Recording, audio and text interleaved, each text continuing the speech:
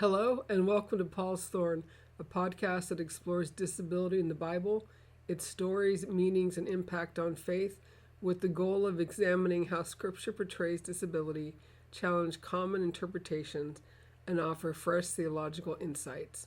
My name is Angela Vincent, and thank you for joining me today. So since I last spoke with you, it's been pretty hectic, actually.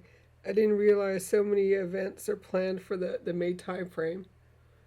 Some of that, I guess, is timed around celebrations like graduations, but also I think some of that seems to be planned around, I guess, the start of summer or maybe end of spring and Memorial Day weekend. And so it seems like there's been, again, way more events going on recently for me than there usually are. And as a matter of fact, this is the first weekend in a long time. Well, I guess Memorial Day weekend, but I don't really count that. That was more trying to catch up. The first weekend in a long time that I've had the opportunity to just not really have much going on and to be able to stay at home for the duration of it. So that by itself, I think, has been really nice. I spend so much time commuting back and forth for work that I find myself not really wanting to do anything or go anywhere on the weekends. And so I haven't really had the luxury of that for the last a few weeks, I guess almost a month maybe.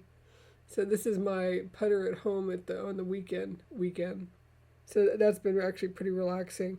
I had mentioned previously that things had, not out of control, but things had certainly had not been meeting my standard as far as how neat and clean the house is looking and how organized.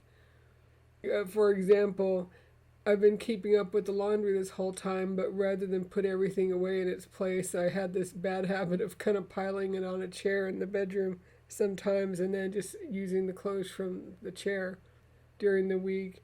And so that was kind of becoming a self-perpetuating cycle. So this weekend, actually Friday night, that's what I spent my Friday doing, was doing all the laundry and putting it all away. And so it's nice, like now, tomorrow, going into Monday, that I'll have, all the laundry done and put away and everything looking neat. So those little things sometimes will help me as far as feeling less anxious about work or the week ahead. And so that's a good thing.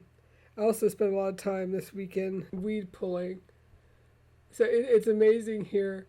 It'll just be normal going into spring. Since it's a little bit cooler up here, it'll stay cooler until about the May time frame. Then everything has been a little bit of a slow growth period. But then it explodes sometime right about the end of the end of May. And all of a sudden, just everything popped up. Like I was looking outside and we had a bunch of tickweed that just came up, and that's one of the weeds I always have to pull. What's kind of unusual about that one is it's a little bit sprawling, and it also is a little bit sticky. And so then it'll grow, like it'll just pop up and it'll start sticking to things that are out there. It'll stick to other plants, it'll stick to any kind of, like if you have a garden gnome or anything like that, it'll stick to that. So trying to get all that pulled up was interesting. It's not that difficult to pull up, so that is one of the blessings about it. But it's just so invasive in certain areas of our yard. Also, there's a plant, colloquially it's referred to as stinky bob, but it's the herb Robert, I guess its official name. And so I was looking into it. It's one of the ones that comes up too at a certain time of the year, and that exploded in the last few weeks. It's also easy to pull up, but the only negative thing about it is it's got a terrible smell. I guess that's why they call it stinky bob. So anytime you touch it, then the smell just permeates the air. It was interesting to me. I was trying to place exactly the nature of the smell because it reminded me vaguely of something. And I finally looked it up, and it turns out it's related to geranium. So I never thought of geranium necessarily as having a bad smell, but it's interesting again that it's related, or if it is one. But it's interesting to me to look into those things. Kind of to digress a touch. A while back, somebody had told me about ethnobotany. And until that point, I had never really learned much about it. So this is actually a while back. In this particular case, like 15 years ago. And so I started looking into ethnobotany and discovered some interesting things. Like that was the first time I had ever heard of thieves' oil, which was based on the recipe of actual thieves during the bubonic plague who had figured out this basically, I was going to say potion, I guess that's not the right way to say it, a mixture that when they used it, it prevented them from getting sick, and they were able to go and steal from people during the bubonic plague. But so it's called thieves' oil. So that was something that was the first time I had discovered that. Also, fire cider I had not heard about until that point, and so learning more about that sent me into wanting to discover in general more about things to do with plants and understand them better. And so up here, they haven't had it in a few years, but they used to have something called the Green Gathering, and it was basically a bunch of folks who were into things like ethnobotany and plants and I guess more sometimes for medicinal purposes. But they would, well, gather as the name implies, and they would talk about different plants and medicinal uses. And so you learn more about some of the local plants especially. And so we haven't had that recently, but again, it did make me more interested in learning about the different plants we have around here. That's also, I guess, partly one of the reasons why we named the company that we started recently wn&t. Thorn was obviously for this podcast and the connection with that. But the wild nettle part is because that's one of the other plants that we have in quite a bit of abundance in our yard. And so that has food purposes and, among other things, some interesting properties. Again, because it's so prevalent in our yard, it's become a bit of a running joke or discussion point. And this is, okay, so to digress a little bit more as well, what we discovered is that we have a spruce tree, that underneath that tree, and in general we have a lot of evergreen trees around the property, that they apparently poison the ground around them, and only certain plants are able to grow around some of these evergreens. And for some reason, under that spruce has become prime territory for stinging nettle. They love it there, and I'm not sure why, but there's just something about underneath that tree that has become just a major, major zone for it. I spent quite a bit of time trying to pull it up because, unfortunately, that's also one of the areas where the dogs like to go. And so when you rub against stinging nettle, it creates this weird burning sensation, so I don't want the dogs to have to deal with that.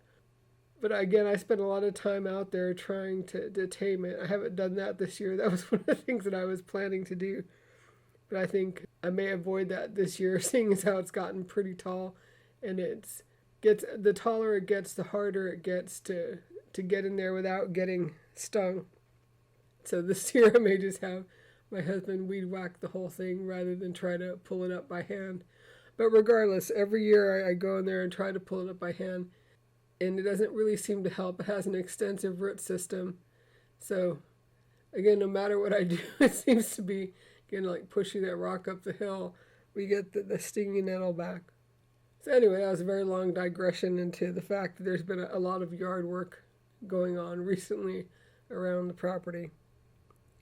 I guess the other fun thing that we had this last weekend, and this was a big thing for me, but I've mentioned it before, I'm part of an accessibility group here in Puget Sound that's different folks who are interested in accessibility, and we'll meet and discuss kind of best practices and things that everyone's doing at their own company and place of work to be accessible, with the intent that we can take those practices and bring them back to our own companies and try to create an environment in a workplace that's accessible for all folks.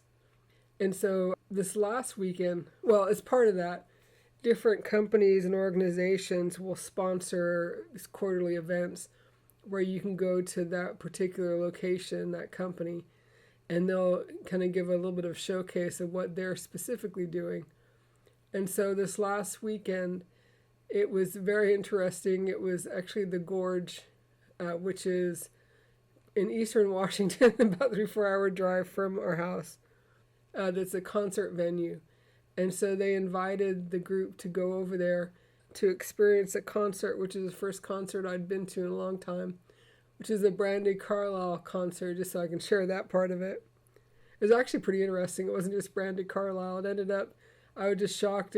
People kept coming and coming. It was Winona Judd was there, and then Sheryl Crow, and then Bonnie Raitt. It was a really amazing show.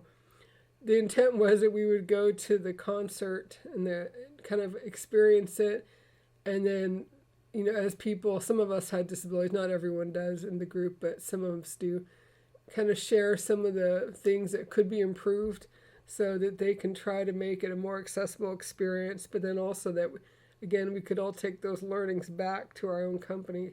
We went on Sunday to the concert, and that was a lot of fun, camped out, and that was actually, the camping part of it was also part of what we were supposed to be basically kind of assessing, I suppose, for accessibility and the whole process of getting to the campsite. And then the next morning, there was a meeting where we discussed all people's observations or things that could have been better or things that were really good. One of the things that, at least my comments were, the fact is, again, with my autism and then my husband's ADHD, sometimes communication, like emails that we get, maybe aren't always as clear, especially to me, as they are to other people. And so there was some, well, I guess for the most part, the email was clear, but then I also don't necessarily like to interact with folks any more than I have to, because it seems like whenever I'm going to have a conflict, it's in verbal interactions with people in person. And so getting to the venue and then finding out where we were supposed to camp and getting our tickets was a little bit confusing. And so I shared that.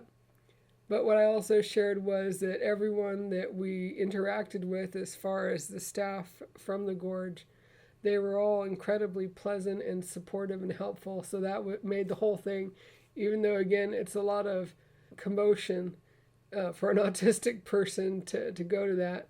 I was a little concerned going into it that from a sensory standpoint that it might be overwhelming, but I discovered that there were little tricks that we could do to mitigate some of that. Like, we didn't necessarily go right into the thick of kind of sitting on the hill right in the middle of people. We kind of stayed more at the edges so that if it got overwhelming that I could kind of step away.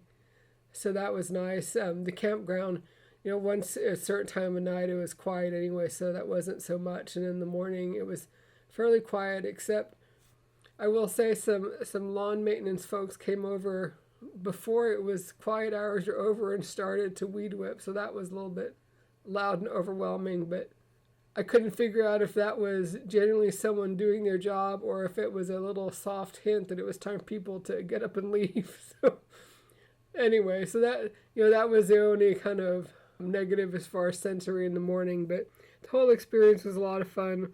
It was also interesting because we've never driven, my husband went with me, we've never driven that particular path through Washington. We've been up, I guess one time, we ended up going through Leavenworth, so it's a Bavarian town in Washington state. And so we'd been up there one time as part of a bus tour, though we didn't do the driving. And so this was the first time we had actually driven that route all the way to eastern Washington. So it really was a beautiful route as well. I didn't realize, Stevens Pass, I had never realized how beautiful it was until we drove through there. So that was very nice. We got to eat lunch both ways at Leavenworth too, so had some German food along the way. So again, very pleasant experience. So that was a very nice thing to do this last weekend. But again, I think in some ways it's even nicer to be able to kind of sit at home this weekend and not have to do anything. So with all that, I guess I'll go ahead and get started with the episode itself. And so the title of today's episode is Jacob Wrestles at Peniel. So to research this episode, as usual, I used ChatGPT. I did use some Google Gemini, partly in wanting to understand if the words that I was going to use were considered the most correct words as far as describing the particular physical ailment, let's say, that Jacob ends up having when the story is over with. Well, that's a spoiler alert, wasn't it? I think I've mentioned this before, but maybe not recently. There's a lot of sensitivity in the disability community about some of the languages or some of the language that people use to describe certain things, and certain words are not considered very positive or uplifting. And then there's a lot of folks also have a lot of strong feelings about the words you use to describe even yourself. Instead of saying, for example, I'm a disabled person, some people prefer someone saying, I'm a person with a disability, and that's what they call person first language. So they're trying to make sure they emphasize the person first and not what the disability is. It's ironic because, at least in a lot of the autism community, there's a preference, and this is my preference too, is to say an autistic person rather than a person with autism, because having autism, it's literally changed every way that I look at the world, how I interact with the world. So it's hard to figure out what that line is or what the separation would be between me and other people. And so I just prefer, when I think of myself, to think of myself as being an autistic person. It always feels a little clunky to me, so I'm a person with autism. But again, everyone, each his own. You should ask people how they prefer to be addressed. But for this one, again, I wanted to make sure I got it right. And so ChatGPT said one thing, so I said, I'm going to go ask Google Gemini what their personal opinion is and see, what a different model would say to me. And they agreed with the usage of the word. The word I'm dancing around is the word limp. And so they agreed that the word limp is probably the best word to use, partly because it's the most true to the actual verbiage in the Bible. And so you're not putting any kind of shading onto the words you choose. But that also that this particular story is so associated with that word that it doesn't have any unusual context or connotations that are associated with it. So that was a mouthful, but getting to the episode itself. Today's episode takes us to one of the most mysterious and fascinating encounters in the Bible. Jacob wrestling through the night at Peniel is depicted in Genesis 32, verses 22 through 32. Jacob is on the brink of a life-changing reunion with his brother Esau. Years earlier, Jacob had deceived Esau and stolen both his birthright and his blessing. Now, after decades away, Jacob is returning home. He's afraid and uncertain and is carrying the weight of his past. And then, on the eve of meeting Esau, Jacob finds himself alone in the darkness, wrestling with a mysterious figure until daybreak. By the end of the night, Jacob receives a new name, a blessing, and a permanent injury. For many readers, the blessing gets all the attention, but perhaps the limp deserves our attention too. Today we'll explore three key themes from this remarkable story: wrestling with God, transformation through vulnerability, and the surprising relationship between blessing and disability. So I'm actually going to start today by reading the passage in Genesis, just so there's an understanding of what the story itself is. I'm also, again, reading from the NRSV version of the Holy Bible. So Genesis 32, starting at 22, in a section that's called Jacob Wrestles at Peniel. The same night he got up and took his 2 wives, his 2 maids, and his 11 children, and crossed the ford of the Jabbok. He took them and set them across the stream, and likewise everything that he had. Jacob was left alone, and a man wrestled with him until daybreak. When the man saw that he did not prevail against Jacob, he struck him on the hip socket, and Jacob's hip was put out of joint as he wrestled with him. Then he said, "Let me go, for the day is breaking." But Jacob said, "I will not let you go unless you bless me." So he said to him, "What is your name?" And he said, "Jacob." Then the man said, "You shall no longer be called Jacob, but Israel, for you have striven with God and with humans and have prevailed." Then Jacob asked him, "Please tell me your name." But he said, "Why is it that you ask my name?" And there he blessed him. So Jacob called the place Peniel, saying, "For I have seen God face to face, yet my life is preserved." The sun rose upon him as he passed Peniel, limping because of his hip. Therefore to this day the Israelites do not eat the thigh muscle that is on the hip socket, because he struck Jacob on the hip socket at the thigh muscle. So just a little bit of a clarification or an addition to the name Peniel itself. According to this translation, it means literally the face of God. So again, we'll be talking about 3 themes today. And the first one is the theme of wrestling with God. So the first theme is that faith often involves struggle rather than certainty. Genesis tells us that Jacob wrestled all night with a mysterious man. Later in the story, Jacob concludes that he has encountered God face to face. What stands out is that Jacob's encounter with God is not peaceful or comfortable. It is exhausting, it's demanding, and it's physical.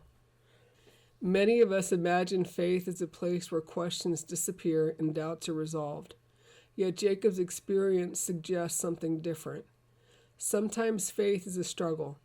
Sometimes it means holding on in the dark when we do not fully understand what God is doing. For people living with disabilities, chronic illness, pain, or other challenges, this theme may resonate deeply. A life of faith is not always about easy answers. It may involve wrestling with difficult realities, unanswered prayers, inaccessible environments, or complicated emotions. Jacob's story reminds us that wrestling is not evidence of weak faith. Sometimes wrestling is what faith looks like. Our second theme is transformation through vulnerability. During the struggle, Jacob refuses to let go. I will not let you go unless you bless me. Before granting the blessing, the mysterious figure asks Jacob a simple question: what is your name? This may seem insignificant, but throughout Genesis, Jacob's name has been tied to deception and grasping. To answer honestly is to acknowledge who he has been. Only then does Jacob receive a new name, Israel, one who struggles with God. Jacob's transformation begins not with strength, but with honesty. This is an important lesson. We often think transformation comes from appearing strong, capable, and self-sufficient. Yet Scripture repeatedly shows God working through vulnerability. Jacob receives his new identity only after admitting who he is. For many disabled people, vulnerability is not optional. Society often celebrates independence and self-sufficiency, but disability frequently reveals our interdependence. We need one another. We depend on communities, caregivers, family, friends, and God. Jacob's story challenges the myth that strength means needing no one. Instead, true transformation begins when we acknowledge our limitations and our need for grace. And finally, our third theme, the blessing of the limp. The third theme is perhaps the most surprising. As dawn approaches, Jacob receives a blow to his hip. The injury leaves him limping for the rest of his life. The text is striking because Jacob's disability is not removed after the blessing. It is part of the story's conclusion. Jacob leaves Peniel blessed, but he also leaves disabled. Many biblical stories are interpreted through a framework of healing and restoration, yet Jacob's story points in a different direction. Here, God's encounter does not eliminate his impairment. Instead, the impairment becomes part of Jacob's ongoing identity. The limp becomes a permanent reminder of the encounter. From a disability perspective, this invites us to ask an important question.